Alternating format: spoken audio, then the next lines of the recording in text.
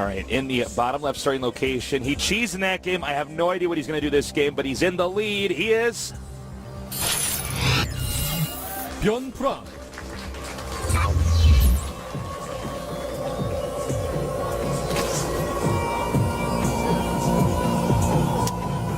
And in the upper right, a three-time GSL champion, formerly the best Zerg in the world, here to win another GSL. Let's see if he can get past the Byun, though. He is LGIM Nesty. Right, so Tasteless. Yeah. The most expensive area of Korea called Gangnam. Yes, Gangnam. I used to live there, yeah. Me too. It was really expensive. It was really expensive. I moved out there. You know, Nesty and Yes. the owner of Samsung Electronics, the biggest company in Korea, Yeah. each own a floating castle over Gangnam. Oh, my God. Yeah, no, it's like one of those medieval He's got like England a rope. castles He's got to climb with up all to get up there. Well, Nesty just can jump up. But the owner of Samsung, he has to take his helicopter. Now, I mean, this is a floating castle made out of rocks and stuff. Yeah. Like, it weighs so much. Like, Nesty was going to put a pyramid in, but it was, like, too much sand. You don't want to get sand and everything, so you just use that. Now, I mean, that is quite an expensive house, man, but this guy has won that much money. Yeah, they both got cannons pointed at each other from their separate castles. Oh, you better believe that, Tasteless. Cannonballs are the only way to fight against a castle. Are you kidding me? Yeah. Any other way is just not civilized. No. Missiles? What? No. Which game had the floating castle? Was that Final Fantasy VI? That was the game of life in Korea, Tasteless. I don't know what Sorry. you're talking about. Wait a minute. Oh, no, Final Fantasy 3. Oh, yeah, you call it 6 call it because you're a 6. hipster. I am a hipster. Sup, hipster? It's the sixth one, Tasteless, man. why don't you show yourself out, you hipster nerd? Well, hold on. I can't, Like, I can't find the door unless I put my glasses on that don't have lenses. All right. It's the third hatchery going down here. It's a very quick third hatch. And that's yeah. something Nesty actually does a lot more than other people. And in fact, it's before any pool. This is before the pool. Yeah, I was Yeah. about to say. I don't see a pool on the mini-map. Well, you know, that's the trick of what he's done here with this quick drone scout, and this is something Symbol's been doing too, and I think I've seen DRG do it a little bit, where you scout quickly with the drone, you see command center first, because it's so popular right now against Zerg. You say, well, I can just get 2 hatches out of this, and that's going to put Zerg in a great spot, and what that's going to force is for Ghost King to either, Byun to either go ahead and go for a timing attack to try to really hurt Nesty, to try to maim him, or he's going to have to go for the third command center and a couple of engineering bays. Otherwise, Nesty's just going to get ahead. But at the same time, Nesty can mix in things like roach rushes and stuff. So it's a complicated game. It's like the politics in Game of Thrones. It's like you really have to try to think what's in the other person's head, what they're doing, what their thoughts are on it, and you have to play accordingly. I think it's very well said, Artos. Yeah, and Nesty is the Tyrion of this world. He's not. Is he Tyrion? Are you kidding me? He's the best of the game. I think he gets to be Tyrion and the dragon. Yeah, actually, he's all 3 of the dragons. He's all 3 of the dragons and Tyrion. And I have a theory that Jon Snow will be a badass by the end of that. So maybe he's Jon Snow as well. Maybe he's actually the guy that controls that kingdom north of the wall. He's like every character that. Yeah. No, he's not that guy. No. He runs everything. He's Khaleesi too. It's like settle down, man. He can't get to be everybody. He's Joffrey, man. He's whoever's the current king. He's that person. He's Joffrey right now. Yeah, he's Joffrey right now. Yeah. All right. What do you have to say about that? Nothing. Well, I already know I'm going to try to trash on Joffrey, and you're going to be like, listen, man, it's not easy being a king. No, man, it's not. Man, it's you tough. act as if it's easy, Tasteless. All right, so Nesty right now is going up to 6 queens, which is a really powerful style right now. This is new stuff since the patch. Yeah, and 6 queen style is amazingly good. Now, you get your creep out so far, and you don't have to get your gas for so long that it powers you up to an unbelievably high level. Now, with Byun, he's going for Banshee Hellion, which can do all right against this. It's a good way to try to control creep. He's probably going to want to get a Raven out as well. And we'll have to see if he actually wants to go ahead and do that. Get the Banshees first for sure. I feel like the Banshee play nowadays with the 6 queen openings, or even the 5 queen openings, I feel like it's just not going to be as effective anymore. Well, you know what? I like it still, because when you pair it with Hellions and you get the Raven, like you have 2 Banshees, a Raven, and a bunch of Hellions, I feel like that's enough to control the map against 6 queen. Do you feel like, though, when you do builds like this one, by the way, double Evo chamber going down, and he's actually taken 4 gases at once. Do you feel like, though, because you're spending all your factory energy, or well, you know, the amount, their output, I guess you could say, on Hellions, then your siege tank count is going to be so low when you have to do the Marine siege tank push that if Zerg's not hurt early on, they actually just get this massive lead. They just make banelings and you can't actually punish them. That's a very good point. And in fact, that's something that we do see out of players quite often in this. And hold on, we have some Hellion harassment coming into the third base. Getting a few drones so far. Looks about 5 died.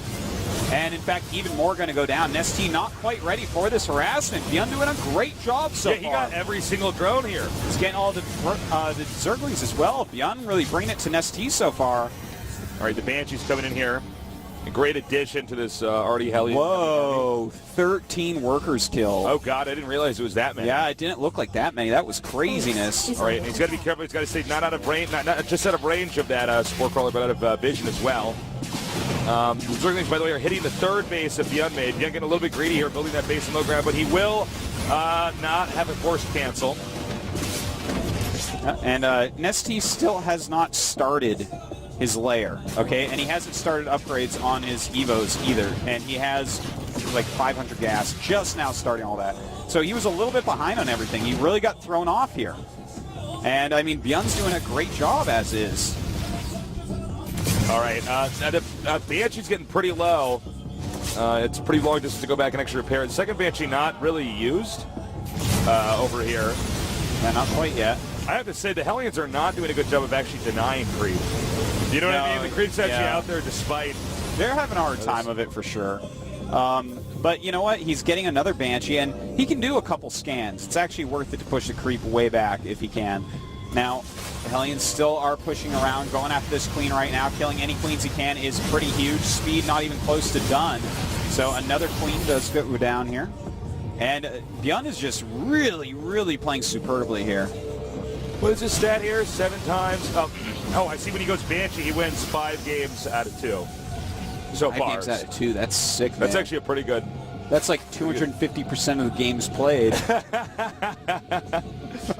Spire, by the way, going down now for Nesty. I have to say, Nesty's actually taken a lot of damage. This is not the Nesty I'm used to casting. No, Nesty is the guy that, like, remember when MMA was the best TVZer in the world and Nesty didn't lose a single drone to like 10 minutes of harassment? Yeah, I remember that. That's actually insane. That's the Nesty I'm used to casting, but... Well, Nesty has to mix it up, man, or we get bored, so we'll see what he wants to do here to come back. All right, here come the Hellions now. And there's a lot of drones. This is a pretty saturated little area here. Now he's stuck over. He may just try to shoot down the drones no matter what. And he gets them all. Well done by Nesty. I got to say, I really was expecting Bjorn to actually target down the drones there, not the Zerglings, since he was obviously going to lose those Hellions no matter what. Yeah, that's true. I guess he wanted to reduce the numbers a little bit. You know, it is that attack you were talking about, once you hit 2-2 and you get Baneling speed, it's so scary, the mass Ling Baneling style, and we've seen specifically even Nesty do that, and I believe we actually saw him do it on this map as well, so that's something Bjorn has to keep in mind. So reducing Zergling count, I kind of understand it. He is going into siege tanks now at this point, but he only has 1 out so far, so he is going to be a little low on that. All right, so we got the Banshees out here. Bjorn, I don't know what it is. I always kind of expected him to not get that deep in GSL Code S's. He's playing really, really well. Yeah, well, he's actually an extremely good Terran. And he's a really talented guy. Marine King said it like a couple seasons ago on GSL. He's like, yeah, Bjorn's one of the reasons why we're going to win. Yeah. And then they did win. I don't think Bjorn was having anything to do with that. I think that was more, you know, a computer crashing and parting and losing to Marine King, but... No, but seriously, he actually is really good. All right, by the way, Cloak Banshee's now spotted here. Oh, nice. He's going to be able to gun down the Queen and take out the Overseer. Yeah, very nicely done. I like that Viking being out here helping out with that. In fact, he's going to take out I really like this. Yeah, you know, just use the Banshees to clean up the creep. No, he's doing so much, man. And we got Mutas over here. Is the base Muta-proofed? It looks like it is. You know, Bjorn has not missed a beat here. In fact, he has a lead in supply, which is not the way it's supposed to look number-wise in a ZVT. Normally, the Zerg in StarCraft 2 always gets maxed out, before. So he's going to come over here and try to take out these Banshees.